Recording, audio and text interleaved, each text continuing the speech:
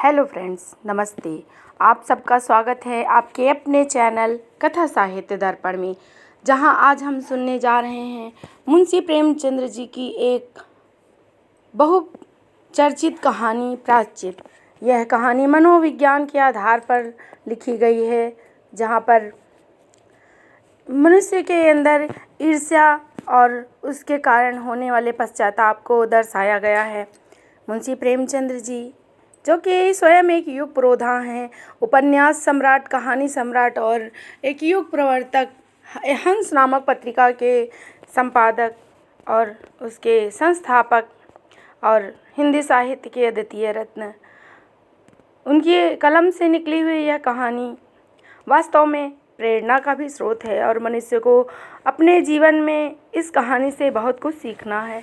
और यह कहानी विभिन्न पाठ्यक्रमों में भी लगी हुई है, तो आप इस कहानी को सुनें। और इसके अतिरिक्त हमारे चैनल में विभिन्न पाठ्यक्रमों से संबंधित महत्वपूर्ण कहानियों का संकलन है और उपन्यासों का भी संकलन है, तो आप उन्हें भी अवश्य सुनें। अधिक विलंब न करते हुए चलते हैं कहानी पर। दफ्तर में जरा देर से आना अफसरों की शान है। जितना ही बड़ा अधिकारी उतनी ही देर में आता है और चपरासी उतने ही सवेरे जाता है।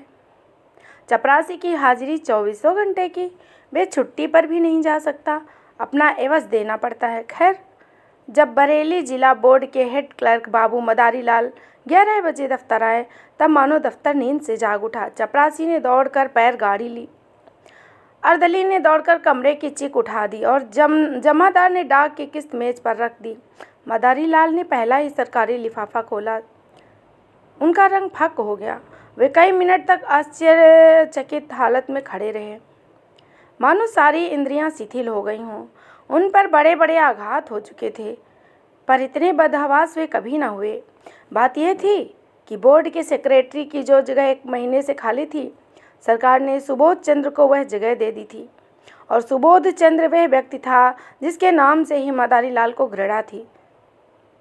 वह सुबोध चंद्र जो उनका सहपाठी था, जिसका नाम उन्होंने कितनी ही चेष्टा से इस पद के लिए पहले प्रयासित किया, पर वह कभी सफल न हुए। वही सुबोध आज उनका अफसर होकर आ रहा है। सुबोध इधर कई सालों से उनको कोई खबर न थी। इतना मालूम था कि वह फौज में भर्ती हो गया है। मदारी लाल ने समझा वहीं मर गया होगा, पर आज वह मानो जी उठा और सेक्रेटरी होकर आ रहा है। मदारी लाल को उसकी मातहती में काम करना पड़ेगा। इस अपमान से तो मर जाना कहीं अच्छा है। सुबोध को स्कूल और कॉलेज की सारी बातें अवश्य ही याद होंगी। मदारी लाल ने उसे कॉलेज से निकलवा देने में कई बार षड्यंत्र किए, झूठे आरोप लगाए, बदनाम किया। क्या सुबोध सब कुछ भूल गया होगा? नहीं, कभी नहीं। वह आते ही पुरानी कसर निकालेगा। मदारी बाबू को अपने प्राणों की रक्षा का कोई उपाय नहीं सूझा। मदारी और सुबोध के ग्रहों में ही विरोध था। दोनों एक ही दिन एक ही शाला में भर्ती हुए थे और पहले ही दिन से दिल में ईर्ष्या और द्वेष की वह चिंगारी पड़ गई, जो आज 20 साल बीतने पर भी ना बुझी। सुबोध का अपराध यही था कि वह मदारी लाल से हर एक बात में अच्छा था। डील डॉल, रंग रूप, रीति व्यवहार, विद्या, बुद्धि, ये सारे ही उसके हाथ में थे। मदारी लाल ने उसका यह अपराध कभी क्षमा नहीं किया। सुबोध 20 वर्ष तक निरंतर उनके हृदय का कांटा बना रहा। जब सुबोध डिग्री लेकर अपने घर चला गया और मदारी लाल फेल होकर इस दफ्तर में नौकर हो गए, तब उनका चित्त शांत हुआ। किंतु जब यह मालूम हुआ कि सुबोध बसरे जा रहा है, तब मदारी लाल का चेहरा खिल उठा। उनके दिल से वह पुरानी फांस निकल गई। पर हाय हतभाग्य, आज वह पुराना नासूर सतगुण, टीस और जलन के साथ खुल गया। आज उनकी किस्मत सुबोध के हाथ में थी। ईश्वर इतना अन्यायी है, विधि इतनी कठोर। जब जरा चित्त शांत हुआ तो मदारी ने दफ्तर के क्लर्कों को सरकारी हुक्म सुनाते हुए कहा, आप लोग जरा हाथ पांव संभाल कर रहिएगा। सुबोध चंद्र वे आदमी नहीं है जो भूलों को क्षमा कर दे। एक क्लर्क ने पूछा, क्या बहुत सख्त हैं? मदारी लाल ने मुस्कुराकर कहा, वह तो आप लोगों को 2-4 दिन में मालूम ही हो जाएगा। मैं अपने मुंह से किसकी क्यों शिकायत करूं? बस चेतावनी दे दी है कि जरा हाथ पांव संभाले रहिएगा। आदमी योग्य हैं, पर बड़े ही क्रोधी और दंभी। गुस्सा तो उनकी नाक पर रहता है। हजारों हजम कर जाएं और डकार तक न लें, पर क्या मजाल कि कोई मातहत एक कौड़ी भी हजम करने पाए। ऐसे आदमी से तो ईश्वर ही बचाए। सोच रहा हूँ छुट्टी लेकर घर चला जाऊँ। दोनों वक्त की हाजिरी बजानी होगी। आप लोग आज से सरकार के नौकर नहीं हैं, सेक्रेटरी साहब के नौकर हैं। कोई उनके लड़के को पढ़ाएगा, कोई बाजार से सौदा सुलभ लाएगा, कोई उन्हें अखबार सुनाएगा, और चपरासियों को तो शायद दफ्तर में दर्शन ही ना हो। इस प्रकार सारे दफ्तर को सुबोध की तरफ से भड़काकर मदारी लाल ने अपना कलेजा ठंडा किया। इसके एक सप्ताह बाद सुबोध गाड़ी से उतरे, तब स्टेशन पर दफ्तर के सब कर्मचारियों को हाजिर पाया। सब उनका स्वागत करने के लिए आए। मदारी लाल को देखते ही सुबोध लपक कर उनके गले से लिपट गए और बोले, तुम तो खूब मिले भाई, यहाँ कैसे? ओह, आज एक युग के बाद भेंट हुई। मदारी लाल बोले, यहाँ जिला बोर्ड के दफ्तर में हेड क्लर्क हूँ। आप तो कुशल से हैं। सुबोध, अजी मेरी न पूछो, बसरा, फ्रांस, मिस्र, न जाने कहाँ कहाँ मारा फिरा। तुम तो दफ्तर में हो, ये बहुत ही अच्छा हुआ। मेरी तो समझ में ही नहीं आता था कि कैसे काम चलेगा। मैं तो बिल्कुल कोरा हूँ, मगर जहाँ जाता हूँ मेरा सौभाग्य ही मेरे साथ जाता है। बसरे में भी सभी अफसर खुश थे, फ्रांस में भी खूब चैन किए। 2 साल में कोई 50,000 रुपये भी बना लाए और सब उड़ा भी दिए। वहाँ से आकर कुछ दिनों ऑपरेशन दफ्तर में मटर गश्त करता रहा। यहाँ आया तो तुम मिल गए। क्लर्कों को देखकर ये सब कौन लोग हैं? मदारी के हृदय पर बरछियाँ सी चल रही थी। दुष्ट 25,000 रुपये बसरे में कमा लाया, यहाँ कलम घिसते घिसते मर गए और 500 भी न जमकर कमा सके। बोले, कर्मचारी हैं, सलाम करने आए हैं। सुबोध ने उन सब लोगों से बारी बारी हाथ मिलाया और बोला, आप लोगों ने व्यर्थ कष्ट किया, बहुत आभारी हूँ। मुझे आशा है आप सब सज्जनों से मुझे कोई शिकायत नहीं है और मुझसे भी आप लोगों को कोई शिकायत नहीं होगी। मुझे अपना अफसर नहीं, अपना भाई समझिए। आप सब लोग मिलकर इस तरह काम कीजिए कि बोर्ड की नेक नामी हो और मैं भी सुरखरू रहूं। आपके हेड क्लर्क साहब तो मेरे पुराने मित्र और लंगोटिया यार हैं। एक वाक चातुर्य क्लर्क ने कहा, हम सब हुजूर के ताबेदार हैं, यथाशक्ति आपको असंतुष्ट न करेंगे, लेकिन आदमी ही तो हैं। अगर कोई भूल भी हो जाए तो हुजूर उसे क्षमा करेंगे। सुबोध ने नम्रता से कहा, यही मेरा सिद्धांत है और हमेशा से यही सिद्धांत रहा है। जहाँ रहा मत हथों से मित्रों सा बर्ताव किया। हम और आज दोनों ही किसी तीसरे के गुलाम हैं। फिर रौब कैसा, अफसरी कैसी? हाँ, हमें नेक नियत के साथ अपना कर्तव्य पालन करना चाहिए। जब सुबोध से विदा होकर कर्मचारी चले तब आपस में बातें होने लगी। आदमी तो बड़ा अच्छा मालूम होता है। हेड क्लर्क के कहने से तो ऐसा मालूम होता था कि कच्चा ही खा जाएगा। पहले सभी ऐसी ही बातें करते हैं, ये तो दिखाने के दांत हैं। सब आपस में बात कर रहे हैं। सुबोध को 1 महीना गुजर गया। बोर्ड के क्लर्क, अर्दली, चपरासी सब उसके बर्ताव से खुश हैं। वह इतना प्रसन्नचित्त, इतना नम्र है कि जो उससे एक बार मिलता सदैव के लिए उसी का हो जाता। कठोर शब्द उसकी ज़बान पर भी नहीं आता। इनकार को भी वह प्रिय नहीं होने देता, लेकिन द्वेष की आंखों में गुड़ और भयंकर हो जाता है। सुबोध के ये सारे गुण मदारी लाल की आंखों में खटकते रहते। उसके विरुद्ध कोई न कोई षड्यंत्र ही रचते रहते। पहले कर्मचारियों को भड़काना चाहा तो सफल नहीं हुए। बोर्ड के मेंबरों को भड़काना चाहा तो भी मुँह की खाई। ठेकेदारों को उभारने का बीड़ा उठाया, वहीं भी लज्जित हो गए। वे चाहते थे कि भुस में आग लगाकर दूर से तमाशा देखें। सुबोध से यूं हंसकर मिलते, यूं चुकनी चुपड़ी बातें करते मानो उसके सच्चे मित्र हों, पर घात लगाए रहते।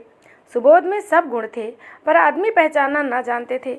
मदारी लाल को भी अपना दोस्त ही समझते थे। एक दिन मदारी लाल सेक्रेटरी साहब के कमरे में गए। कुर्सी खाली देखी। वे किसी काम से बाहर चले गए थे। उनकी मेज पर 5,000 के नोट पुलिंदे में बंधे रखे हुए थे। बोर्ड के मदरसे के लिए कुछ लकड़ी के सामान बनवाए गए थे, उसी के दाम थे। ठेकेदार वसूली के लिए बुलाया गया था। आज ही सेक्रेटरी साहब ने चेक भेजकर खजाने से रुपए मंगवाए थे। मदारी लाल ने बरामदे में झांक कर देखा। सुबोध का कहीं पता नहीं। उनकी नीयत बदल गई। ईर्ष्या में लोभ का सम्मिश्रण हो गया। कांपते हुए हाथों से पुलिंदे उठाए, पतलून की दोनों जेबों में भरकर तुरंत कमरे से निकले और चपरासी को पुकार कर बोले, बाबूजी भीतर हैं। चपरासी आप ठेकेदार से कुछ वसूल करने की खुशी में फूला हुआ था। सामने वाले तमोली के दुकान से आकर बोला, जी नहीं, कचहरी में किसी से बात कर रहे हैं, अभी अभी तो गए हैं। मदारी लाल ने दफ्तर में आकर एक क्लर्क से कहा, यह मिसिल लेकर सेक्रेटरी साहब को दिखाओ। क्लर्क मिसिल लेकर चला गया। जरा देर में लौटा। सेक्रेटरी साहब कमरे में न थे। फाइल मेज पर रख आया हूँ। मदारी लाल ने मुंह सिकोड़ कर कहा, कमरा छोड़कर कहाँ चले गए? किसी दिन धोखा ही उठाएंगे। क्लर्क ने कहा, उनके कमरे में दफ्तर वालों के सिवा और कौन जाता है? मदारी लाल ने तीव्र स्वर में कहा, तो क्या दफ्तर वाले सबके सब देवता हैं? कब किसकी नीयत बदल जाए कोई नहीं कह सकता। मैंने छोटी छोटी रकमों पर अच्छे की नीयतें बदलते देखी है। इस वक्त हम सभी साह हैं, लेकिन अवसर पाकर शायद ही कोई चूके। यही मनुष्य की प्रकृति है। आप जाकर उनके कमरे के दोनों दरवाजे बंद कर दीजिए। क्लर्क ने टाल कर कहा, चपरासी तो दरवाजे पर बैठा हुआ है। मदारी लाल ने झुलझुला कर कहा, आपसे जो मैं कह रहा हूँ वह कीजिए। कहने लगे, चपरासी बैठा हुआ है। चपरासी कोई ऋषि मुनि है? चपरासी ही कुछ उड़ा दे तो क्या आप उसका नाम लेंगे? जमानत भी है तो 300 की। यहाँ एक एक कागज़ लाखों का है। यह कहकर मदारी लाल खुद उठे और दफ्तर के दोनों तरफ से द्वार बंद कर दिए। जब चित्त शांत हुआ तब नोटों के पुलिंदे जेब से निकालकर एक अलमारी में कागजों के नीचे छिपा कर रख दिए। फिर आकर अपने काम में व्यस्त हो गए। सुबोध चंद्र कोई घंटे भर बाद लौटे। तब उनके कमरे का द्वार बंद था। दफ्तर में आकर मुस्कुराते हुए बोले, मेरा कमरा किसने बंद किया भाई? क्या मेरा बेदखली हो गई?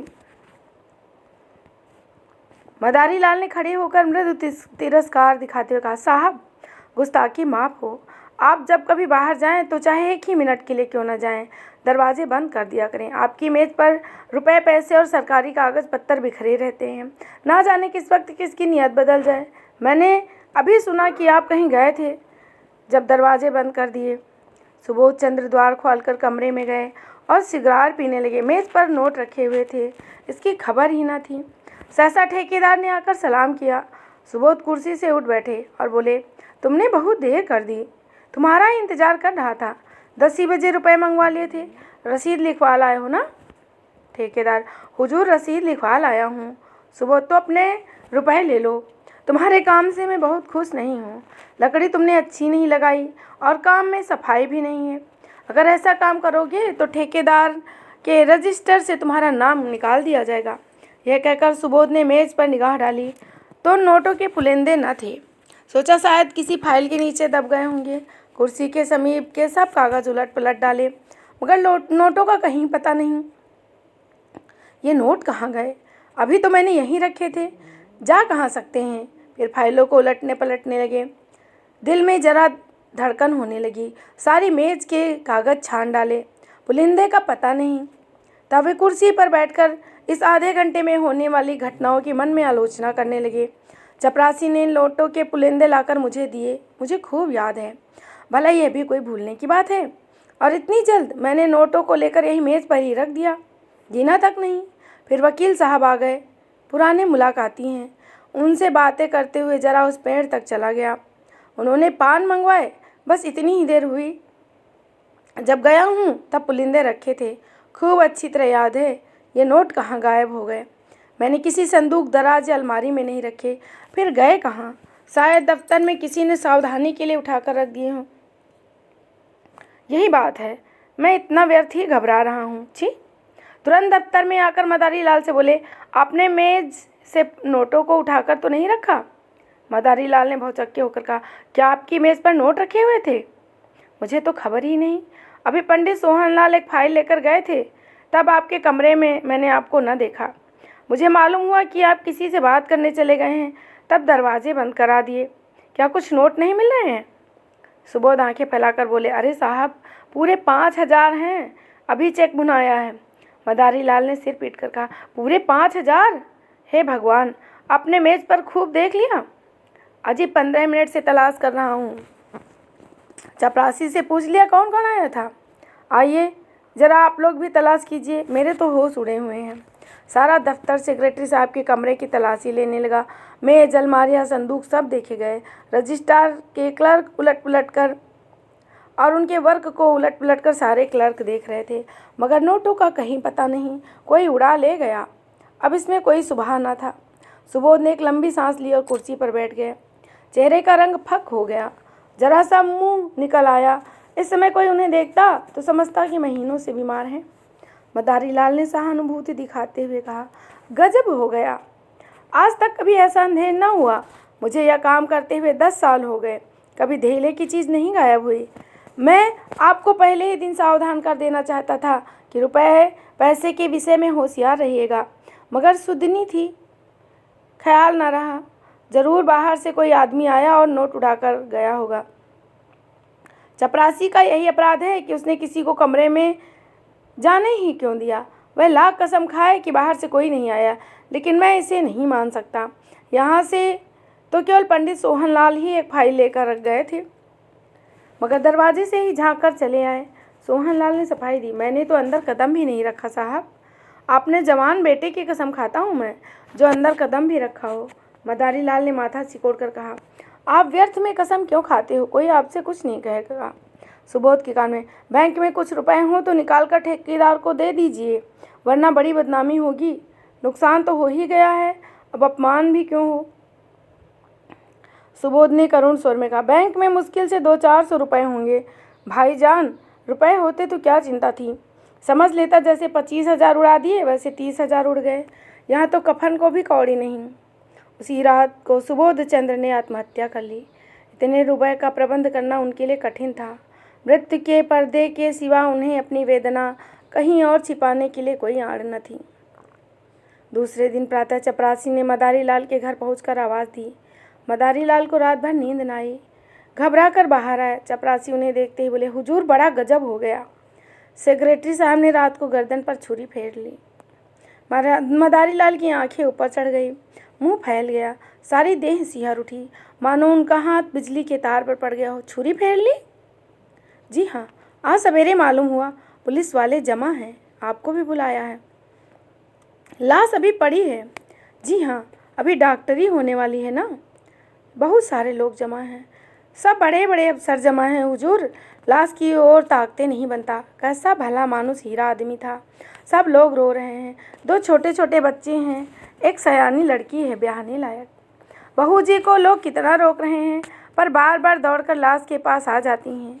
कोई ऐसा नहीं है जो रुमाल से आँख न पोंछ रहा हो। अभी इतने ही दिन आए हुए, पर सबसे कितना मेल हो गया। रुपए की तो कोई परवाह नहीं थी, पर दिल दरियाव था। मदारी लाल के सिर में चक्कर आने लगा। द्वार की चौखट पकड़कर अपने को संभालते हुए रुक गए, नहीं तो शायद गिर पड़ते। बहू जी बहुत रो रही थीं। कुछ न पूछे हुजूर, पेड़ की पत्तियां झड़ी जाती हैं, आंखें फूल कर गूलर हो गई हैं। कितने लड़के बतलाए तुमने? हुजूर 2 लड़के हैं और 1 लड़की। नोटों के बारे में बातचीत हो रही होगी। जी हाँ, सब लोग यही कह रहे थे कि दफ्तर में किसी आदमी का काम है। दरोगा लाल जी तो सोहनलाल को गिरफ्तार करना चाहते थे, पर शायद आपसे सलाह करके करेंगे। सेक्रेटरी साहब तो लिख गए हैं कि मेरा किसी पर शक नहीं है। अब तो तहलका मच जाता, नहीं तो सारा दफ्तर फंस जाता। क्या सेक्रेटरी साहब कोई खत लिख कर छोड़ गए हैं? हाँ, मालूम होता है छुरी चलाते वक्त याद आई कि सुबह दफ्तर में सब लोग पकड़ लिए जाएंगे।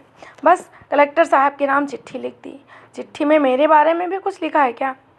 तुम्हें कुछ मालूम होगा हुजूर, अब मैं क्या जानूं, मगर इतना सब लोग कहते थे कि आपकी बड़ी तारीफ लिखी है। मदारी लाल की सांस और तेज हो गई, आंखों से आंसू की 2 बड़ी बड़ी बूंदें गिर पड़ी। आंसू पोंछते बोले, वे और मैं एक साथ पढ़े थे बंधु। 8-10 साल का साथ रहा, साथ उठते बैठते, साथ खाते, साथ खेलते, बस इसी तरह रहते थे जैसे 2 सगे भाई हों। खत में मेरी क्या तारीफ लिखी है, मगर तुम्हें क्या मालूम होगा। आप तो चल ही रहे हैं, देख लीजिएगा। कफन का इंतजाम हो गया है? नहीं हुजूर, कहा ना कि अभी लाश की डॉक्टरी होगी। मुर्दा आप जल्दी चलिए। ऐसा ना हो कि कोई दूसरा आदमी बुलाने आता हो। हमारे दफ्तर के सब लोग आ चुके हैं। जी हाँ, इस मोहल्ले के तो सभी थे। पुलिस ने मेरे बारे में उनसे कुछ पूछताछ नहीं की? जी नहीं। किसी से नहीं। मदारी लाल जब सुबोध चंद्र के घर पहुंचे तो उन्हें मालूम हुआ कि सब लोग उनकी तरफ संदेह की आंखों से देख रहे हैं। इंस्पेक्टर ने तुरंत उन्हें बुलाकर कहा, आप भी अपना बयान लिखा दें। और सबके तो बयान लिख चुका हूँ। मदारी लाल ऐसी सावधानी से अपना बयान लिखाते हैं कि पुलिस के अफसर भी दंग रह गए। उन्हें मदारी लाल पर सुबह होता था, पर इस बयान ने उसका भी अंकुश निकाल डाला। इसी वक्त सुबोध के दोनों बालक रोते हुए मदारी लाल के पास आए और बोले, कहा, चलिए आपको अम्मा बुला रही हैं। मदारी लाल से दोनों परिचित थे।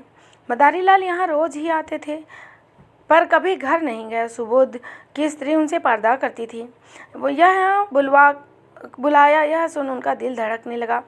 कहीं इसका मुझ पर सुबह तो नहीं है। कहीं सुबोध ने मेरे विषय में कोई संदेह न प्रकट किया हो। कुछ झिझकते, कुछ डरते हुए भीतर गए। तब विधवा के करुण विलाप सुनकर कलेजा कांप उठा। इन्हें देखते ही उस अबला के आंसुओं का कोई दूसरा सोता खुल गया और लड़की तो दौड़कर इनके पैरों से लिपट गई। दोनों लड़कों ने भी घेर लिया। मदारी लाल को उन तीनों की आंखों में ऐसी अथाह वेदना, ऐसी विदारक याचना भरी दृष्टि मालूम हुई कि वे उनकी ओर न देख सके। उनकी आत्मा उन्हें धिक्कारने लगी। जिन बेचारों ने उन पर इतना भरोसा किया, इतनी आत्मीयता दिखाई, उन्होंने उनकी गर्दन पर छुरी फेर दी। उनके हाथों यह भरा पूरा परिवार धूल में मिल गया। इन असहायों का अब कौन पालन करेगा? लड़की का विवाह करना है, कौन करेगा? बच्चों के लालन पालन का भार कौन उठाएगा? मदारी लाल को इतनी आत्मग्लानि हुई कि उनके मुंह से तसल्ली का एक शब्द भी न निकला। उन्हें ऐसा जान पड़ा, मेरे मुख में कालिक पुती है और मेरा कद छोटा हो गया है। उन्होंने जिस वक्त नोट उठाए थे, उन्हें गुमान भी न था कि यह फल होगा। वे केवल सुबोध की जांच करना चाहते थे, उसका सर्वनाश करने की उनकी इच्छा न थी। शोकातुर विधवा ने सिसकते हुए कहा, भैया जी, हम लोगों को वे मझधार में छोड़ गए। अगर मुझे मालूम होता कि मन में यह ठान चुके हैं तो अपने पास जो कुछ था वह सब उनके चरणों में रख देती। मुझसे तो वे यही कहते रहे कि कोई बात नहीं, कोई ना कोई उपाय हो जाएगा। आप ही के मार्फत वे कोई महाजन ठीक करना चाहते थे। आपके ऊपर उन्हें कितना भरोसा था, कह नहीं सकती। मदारी लाल को ऐसा मालूम हुआ कोई उनके हृदय पर नस्तर चला रहा है। उन्हें अपने कंठ में कोई चीज़ फंसी हुई जान पड़ी। रामेश्वरी ने फिर कहा, रात सोए तब तक खूब हंस रहे थे। रोज़ की तरह दूध पिया, बच्चों को प्यार किया, थोड़ी देर हारमोनियम बजाया और तब कुल्ला करके लेटे। ऐसी कोई बात नहीं थी कि जिससे संदेह होता। मुझे देखकर बोले, तुम व्यर्थ घबराती हो। मदारी लाल से मेरी पुरानी दोस्ती है, आखिर वे किस दिन काम आएगी। मेरे साथ खेले हैं, इस नगर में उनके सब परिचित हैं। रुपए का प्रबंध आसानी से हो जाएगा। मदारी लाल को सारा विश्व आंखों में तैरता हुआ नजर आया। उन्होंने बहुत जब्त किया, मगर आंसुओं के प्रभाव को न रोक सके। रामेश्वरी ने आंखें पोंछकर कहा, भैया, जो कुछ होना था हो गया, लेकिन आप उस दुष्ट का पता जरूर लगाइए जिसने हमारा सर्वनाश कर दिया। यह दफ्तर ही के किसी आदमी का काम है? वो तो देवता थे, मुझसे यही कह रहे थे कि मेरा किसी पर संदेह नहीं, पर यह किसी दफ्तर वाले का ही काम है। आपसे केवल इतनी ही विनती करती हूँ कि उस पापी को बचकर न जाने दीजिएगा। पुलिस वाले शायद कुछ रिश्वत लेकर उसे छोड़ दें। आपको देखकर उनका यह हौसला न होगा। अब हमारे सिर पर आपके सिवा और कौन है? आपसे अपना दुख किससे कहें? लाश की भी यह दुर्गति होनी लिखी थी। मदारी के मन में एक बार ऐसा उबाल आया कि सब खोल कर रख दे। मैं ही वह दुष्ट अधम और पापी हूँ। विधवा के पैरों पर गिर पड़े। वही छुरी इस हत्यारे की गर्दन पर फेर दो, पर जबान न खुली। ऐसा चक्कर आया कि जमीन पर बैठ गए। तीसरे पहर लाश की परीक्षा समाप्त हुई। अर्थी जलाशय की ओर चली। सारा दफ्तर, सारे हुक्काम और हजारों आदमी साथ थे। दाह संस्कार लड़कों को करना चाहिए, पर लड़के नाबालिग थे। इसीलिए विधवा चलने को तैयार हो रही थी कि मदारी लाल ने जाकर कहा, बहू जी, यह संस्कार मुझे करने दो। तुम क्रिया पर बैठ जाओगी तो बच्चे को कौन संभालेगा? सुबोध मेरे भाई थे। जिंदगी में उनके साथ कोई अच्छा सलूक न कर सका। अब जिंदगी के बाद मुझे दोस्ती का हक अदा कर लेने दो। रामेश्वरी ने रोकर कहा, आपको भगवान ने बड़ा उदार हृदय दिया है भैया, नहीं तो मरने पर कौन पूछता है। दफ्तर के लोग जो आधी आधी रात तक हाथ बांधे खड़े रहते थे, झूठी बात न पूछने आए। मदारी लाल ने दाह संस्कार किया। 13 दिन तक क्रिया में बैठे रहे। 13वें दिन पिंडदान हुआ। ब्राह्मणों ने भोज किया। भिखारियों को अन्नदान दिया गया। मित्रों की दावत हुई। यह सब मदारी लाल ने अपने खर्च से किया। रामेश्वरी ने बहुत कहा, आपने जितना किया वही बहुत है, पर आप और मत खर्चा करें। दोस्ती कहा, किससे ज़्यादा और क्या होगा। सारे शहर में उनका यश हो गया। 16वें दिन विधवा ने मदारी लाल से कहा, भैया आपने हमारे साथ जो उपकार किए हैं उनसे हम मरते दम तक ऋणी तो नहीं होंगे। आपने हमारी पीठ पर हाथ रखा, आप न होते न जाने क्या गति होती। अब हमें घर जाने दीजिए, वहाँ देहात में खर्चा कम होगा। कुछ खेती बाड़ी का सिलसिला भी कर लूँगी।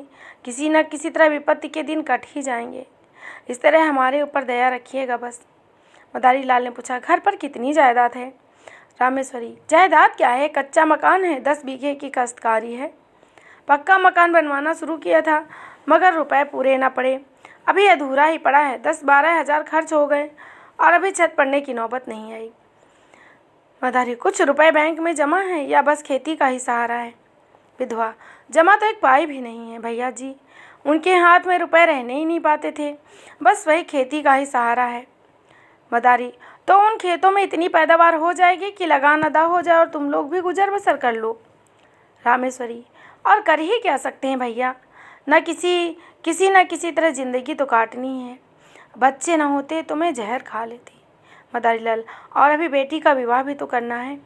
विधवा, उसके विवाह की अब कोई चिंता नहीं। किसानों में ऐसे बहुत से मिल जाएंगे जो बिना कुछ लिए दिए विवाह कर लेंगे। मदारी लाल ने एक क्षण सोचकर कहा, अगर मैं कुछ सलाह दूं तो उसे मानोगी। रामेश्वरी, भैया जी आपकी सलाह नहीं मानूंगी तो किसकी मानूंगी। मदारी लाल, तो आप अपने घर जाने के विचार को बदल कर मेरे घर चलिए। जैसे मेरे बाल बच्चे रहेंगे वैसे ही आपके भी रहेंगे। आपको कष्ट ना होगा। ईश्वर ने चाहा तो कन्या का विवाह भी किसी अच्छे कुल में हो जाएगा। विधवा की आंखें से जल हो गई। बोली, मगर भैया जी सोचिए। मदारी लाल ने बात काट कर कहा, कुछ ना सोचूंगा और कोई उज्र ना सुनूंगा। क्या 2 भाइयों के परिवार एक साथ नहीं रहते। मैंने सुबोध को हमेशा अपना भाई समझा। विधवा ने कोई उज्र ना सुना। मदारी लाल सबको अपने साथ ले गए और आज 10 साल से उनका लालन पालन कर रहे थे। दोनों बच्चे कॉलेज में पढ़ते हैं। कन्या का एक प्रतिष्ठित कुल में विवाह हो गया। मदारी लाल और उनकी स्त्री तन मन से रामेश्वरी की सेवा करते हैं और उनके इशारों पर चलते हैं। मदारी लाल सेवा से अपने पाप का प्रायश्चित कर रहे हैं। तो इस तरह आपने सुना प्रेमचंद्र जी की लिखी हुई उनकी प्रसिद्ध कहानी प्रायश्चित। आशा है आपको यह कहानी पसंद आएगी, और यदि कहानी पसंद आए तो लाइक करें, और यदि कोई सुझाव है तो कमेंट के माध्यम से अवश्य ही बताएं। पुनः आपके साथ भेंट करेंगे एक नए तथ्य के साथ। तब तक के लिए धन्यवाद। जय हिंद, जय हिंद।